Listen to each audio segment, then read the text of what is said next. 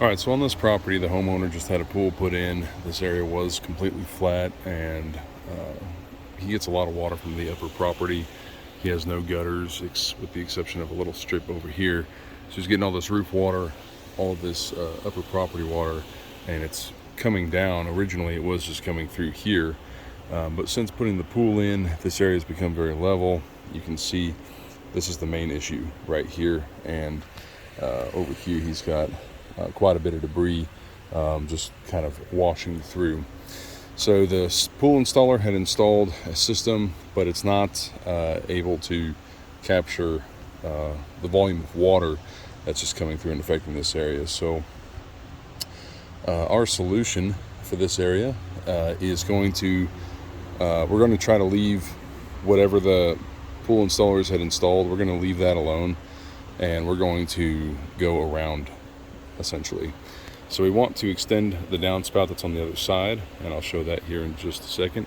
We want to extend that out through here, past this catch basin, and we need to shave all of this down, grade it all down, probably 4 or 5 inches in this area right here, and we want to shape everything pretty sharply, and we're going to put in a large catch basin right here, and we're going to cover this area surrounding the catch basin with a lot of river rock, large river rock. We want to try to funnel all of this water and shape everything over here as much as we're able to into this. We're going to create a new low area, essentially. So it's going to require us shaving all of this down and going below grade, and we're going to run that pipe essentially under the sidewalk and around the pool on the inside of the retaining wall. We're going to do something similar right here. We want to kind of shave this area down here, and we're going to put another basin, large catch basin right here, and we're going to tie it in.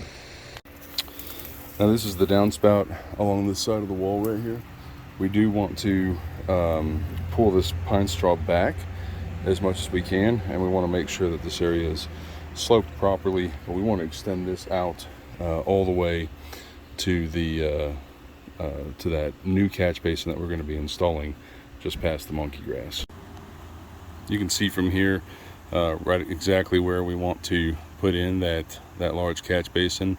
We're going to drop that down, make sure all of that water can fall into it, and then we're going to run under the sidewalk, and we're going to run this pipe all the way around here.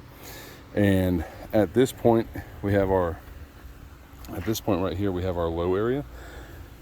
The current system is popping up right there, but it actually is lower here by a few inches.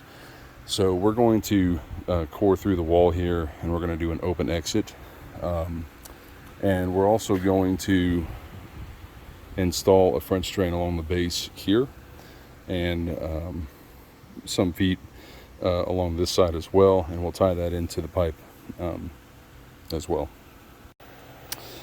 The homeowner's original concern, of course, is all this water coming in and washing through here and collecting right there by the slab up against the house and running out this way. So that's one of the reasons why we want to reshape this area and capture this water out here at a new low point. A couple things that I've recommended is, once this is installed, this area needs to be sodded. This whole area definitely needs to be sodded. That's going to help mitigate a lot of the water that's running through here and slow it down, catch the sediment. But also, we recommend putting in something here that's going to prevent water from coming in off the top of the property, that can help slow down the flow.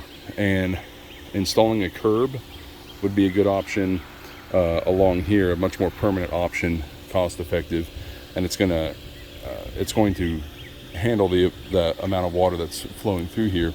That's going to isolate a lot of the water that we need to manage within the yard areas as well.